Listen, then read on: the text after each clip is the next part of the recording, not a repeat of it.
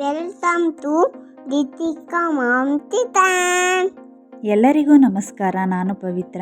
ಇವತ್ತಿನ ರೆಸಿಪಿ ಮಸಾಲೆ ಚಿತ್ರಾನ್ನ ಮಾಡೋದು ಹೇಗೆ ನೋಡೋಣ.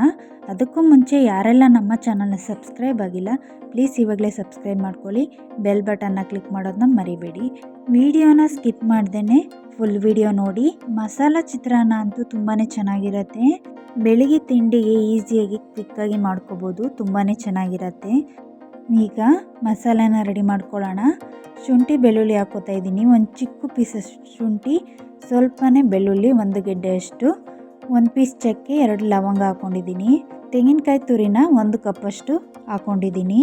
ಕಡಿಮೆ ಮಾಡೋರು ಇಲ್ಲ ಜಾಸ್ತಿ ಮಾಡೋರು ಕ್ವಾಂಟಿಟಿನ ಹೆಚ್ಚು ಕಡಿಮೆ ಮಾಡ್ಕೋಬೋದು. ಸ್ವಲ್ಪ ಕರಿಬೇವನ್ನ ಹಾಕೋತಾ ಇದ್ದೀನಿ. ಕರಿಬೇವು ಹಾಕೋದ್ರಿಂದ ತುಂಬ ಚೆನ್ನಾಗಿರುತ್ತೆ.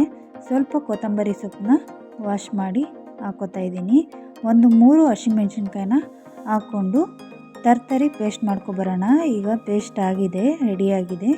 ಒಂದು ಬಾಣಲಿನ ಬಿಸಿ ಮಾಡೋಕ್ಕೆ ಇಟ್ಕೊಂಡಿದ್ದೆ. ಅದಕ್ಕೆ 1 ಬೌಲಷ್ಟು ಎಣ್ಣೆನ ಹಾಕೋತಾ ಇದ್ದೀನಿ. ಎಣ್ಣೆ ಬಿಸಿ ಆದಮೇಲೆ ಸಾಸಿವೆನ ಹಾಕ್ಕೊಂಡಿದ್ದೀನಿ. 1.5 ಸ್ಪೂನಷ್ಟು ಸಾಸಿವೆ ಹಾಕ್ಕೊಂಡಿದ್ದೀನಿ. 1 ಸ್ಪೂನಷ್ಟು ಜೀರಿಗೆ ಹಾಕ್ಕೊಂಡು ಚೆನ್ನಾಗಿ ಫ್ರೈ ಮಾಡ್ಕೋಬೇಕು. ಚಿಟಪಟ ಅಂತ ಸಿಡಿದ ಮೇಲೆ 4 ಟೇಬಲ್ ಸ್ಪೂನಷ್ಟು ಕಡಲೆ ಬೀಜನ ಹಾಕ್ಕೊಂಡು ಚೆನ್ನಾಗಿ ಫ್ರೈ ಮಾಡ್ಕೋತಾ ಇದ್ದೀನಿ. ಗೋಲ್ಡನ್ ಕಲರ್ ಬರೋ ತನಕ ಫ್ರೈ ಮಾಡ್ಕೋಬೇಕು. 1 ಸ್ಪೂನಷ್ಟು ಕಡಲೆಬೇಳೆನ ಹಾಕೋತಾ ಇದ್ದೀನಿ. 1 ಸ್ಪೂನಷ್ಟು ಉದ್ದಿನಬೇಳೆನ ಹಾಕ್ಕೊಂಡು ಚೆನ್ನಾಗಿ ಫ್ರೈ ಮಾಡ್ಕೋಬೇಕು.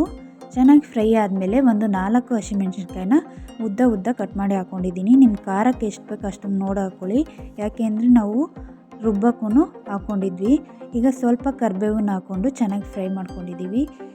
ರುಬ್ಕೊಂಡು ಇಟ್ಕೊಂಡಿದ್ವಲ್ಲ ತರಕಾರಿ ಪೇಸ್ಟು, ಅದನ್ನು ಹಾಕ್ಕೊಂಡು ಇವಾಗ ಒಂದು 5 ನಿಮಿಷ ಅದನ್ನ ಹಸಿ ವಾಸನೆ ಹೋಗೋ ತನಕ ಚೆನ್ನಾಗಿ ಫ್ರೈ ಮಾಡ್ಕೋಬೇಕು. ನಾವು ಮಸಾಲೆನ ಎಷ್ಟು ಫ್ರೈ ಮಾಡ್ತೀವೋ ಅಷ್ಟು ಚಿತ್ರಾನ್ನ ಚೆನ್ನಾಗಿ ಬರುತ್ತೆ. ಒಂದು 1/4 ಟೇಬಲ್ ಸ್ಪೂನಷ್ಟು ಅರಿಶಿನ ಪುಡಿನ ಹಾಕೋತಾ ಇದ್ದೀನಿ. 1 ಚಿಟಿಕೆಯಷ್ಟು ಹಿಂಗನ್ನು ಕೂಡ ಸೇರಿಸ್ಕೋತಾ ಇದ್ದೀನಿ. ಹಿಂಗೆ ಹಾಕೋದ್ರಿಂದ ಫ್ಲೇವರು ಟೇಸ್ಟು ಚೆನ್ನಾಗಿ ಬರುತ್ತೆ. 1-2 ನಿಮಿಷ ಫ್ರೈ ಮಾಡಿಕೊಂಡ್ರೆ ಸಾಕು. ಈ ಮಸಾಲೆ ಚಿತ್ರಾನ್ನ ಅಂತೂ ತುಂಬಾ ಸೂಪರಾಗಿ ಬರುತ್ತೆ. ನೀವು ಒಂದ್ಸಲಿ ಟ್ರೈ ಮಾಡಿ ಹೇಗೆ ಬಂತು ಅಂತ ನನಗೆ ಕಮೆಂಟ್ಸ್ನಲ್ಲಿ ತಿಳಿಸಿ. ನಾನು ಪಕ್ಕದಲ್ಲಿ ರೈಸ್ನ ಮಾಡ್ಕೊಂಡಿದ್ದೆ, ನೋಡ್ತಾ ಇರ್ಬೋದು. ರೈಸ್ ಮಾಡಿಟ್ಕೊಂಡಿದ್ದೀನಿ. ಇವಾಗ ಆ ಮಸಾಲೆಗೆ ರೈಸ್ನ ಹಾಕ್ಕೊಂಡು ಚೆನ್ನಾಗಿ ಮಿಕ್ಸ್ ಮಾಡ್ಕೋಬೇಕು. ನಾನು 2 ನಿಂಬೆಹಣ್ಣನ್ನು ಹಿಂಡಿ ಇಟ್ಕೊಂಡಿದ್ದೆ, ಅದನ್ನು ಇವಾಗ ಹಾಕೋತಾ ಇದ್ದೀನಿ. ನಿಮಗೆ ಹುಳಿಗೆ ಎಷ್ಟು ಬೇಕೋ ಅಷ್ಟನ್ನು ನಿಂಬೆಹಣ್ಣು ಯೂಸ್ ಮಾಡ್ಕೋಬೋದು. ರುಚಿಗೆ ತಕ್ಕಷ್ಟು ಉಪ್ಪು ಹಾಕೋಬೇಕು. ಉಪ್ಪು ಹಾಕ್ಕೊಂಡು ಲೋ ಫ್ಲೇಮಲ್ಲೇ ಇಟ್ಟಿದ್ದೆ ನಾನು ಗ್ಯಾಸ್ನ. ಲೋ ಫ್ಲೇಮಲ್ಲಿ ಇಟ್ಕೊಂಡು ಚೆನ್ನಾಗಿ ಮಿಕ್ಸ್ ಮಾಡ್ಕೋಬೇಕು. ನಾವು ರೈಸ್ನ ತಿನ್ನಬೇಕಾದ್ರೆ ಬಿಸಿ ಬಿಸಿ ಇದ್ದರೆ ತುಂಬಾ ಚೆನ್ನಾಗಿರುತ್ತೆ. ಅದಕ್ಕೋಸ್ಕರ ನಾನು ಲೋ ಫ್ಲೇಮಲ್ಲಿ ಇಟ್ಟಿದ್ದೆ. ಈ ಮಸಾಲೆ ಚಿತ್ರಾನ್ನ ಅಂತೂ ತುಂಬಾ ಚೆನ್ನಾಗಿ ಬರುತ್ತೆ. ನೀವು ಯಾವಾಗಲೂ ಪ್ಲೇನ್ ಚಿತ್ರಾನ್ನ ತಿಂದು ಬೇಜಾರಾಗಿದ್ದರೆ ಈ ರೀತಿ ಒಂದ್ಸಲ ಮಾಡ್ಕೊಂಡು ತಿಂದು ನೋಡಿ, ಮತ್ತೆ ಮಾಡ್ಕೋತೀರಾ. ಸ್ವಲ್ಪ ಕೊತ್ತಂಬರಿ ಸೊಪ್ಪನ್ನ ಮೇಲೆ ಹಾಕ್ಕೊಂಡಿದ್ದೀನಿ. ಚೆನ್ನಾಗಿ ಮಿಕ್ಸ್ ಮಾಡಿಕೊಂಡು ಒಂದು ಪ್ಲೇಟ್ನ ಮುಚ್ಚಿ 5 ನಿಮಿಷ ಲೋ ಫ್ಲೇಮಲ್ಲಿ ಬಿಟ್ಟಿದ್ದೆ. ಇವಾಗ ರೆಡಿಯಾಗಿದೆ. ನಾನು ಫ್ಲೇಮ್ನ ಆಫ್ ಮಾಡಿಕೊಂಡು ಸರಿಯಾಗಿ ಒಂದ್ಸಲಿ ಮಿಕ್ಸ್ ಮಾಡ್ಕೋತಾ ಇದ್ದೀನಿ. ನಿಮಗೆ ಯಾವುದಾದ್ರೂ ಇದೇ ರೀತಿ ಹೊಸ ರೆಸಿಪಿ ಬೇಕು ಅಂದರೆ ನನಗೆ ಕಮೆಂಟ್ಸ್ನಲ್ಲಿ ತಿಳಿಸಿ. ಆದಷ್ಟು ಬೇಗ ಅದನ್ನು ಅಪ್ಲೋಡ್ ಮಾಡ್ತೀವಿ. ಈಗ ನಮಗೆ ಚಿತ್ರಾನ್ನ ರೆಡಿಯಾಗಿದೆ. ನಾನು ಪ್ಲೇಟ್ಗೆ ಸರ್ವ್ ಮಾಡ್ಕೋತಾ ಇದ್ದೀನಿ. ನೀವು ಚಿತ್ರಾನ್ನ ಜೊತೆಲಿ ಕಾಯಿ ಚಟ್ನಿ ಇಲ್ಲ ಟೊಮೆಟೊ ಚಟ್ನಿ, ನಿಮಗೆ ಯಾವ ಚಟ್ನಿ ಇಷ್ಟ ಆ ಚಟ್ನಿನ ಸರ್ವ್ ಮಾಡ್ಕೊಂಡು ತಿಂತಾ ಇದ್ದರೆ ತುಂಬಾ ಚೆನ್ನಾಗಿರುತ್ತೆ. ಚಿತ್ರಾನ್ನಕ್ಕೆ ನೆಂಚ್ಕೊಳ್ಳೋಕ್ಕೆ ಸೆಂಡ್ಗೆ ಹಾಕ್ಕೊಂಡ್ರೆ ತುಂಬಾ ಚೆನ್ನಾಗಿರುತ್ತೆ.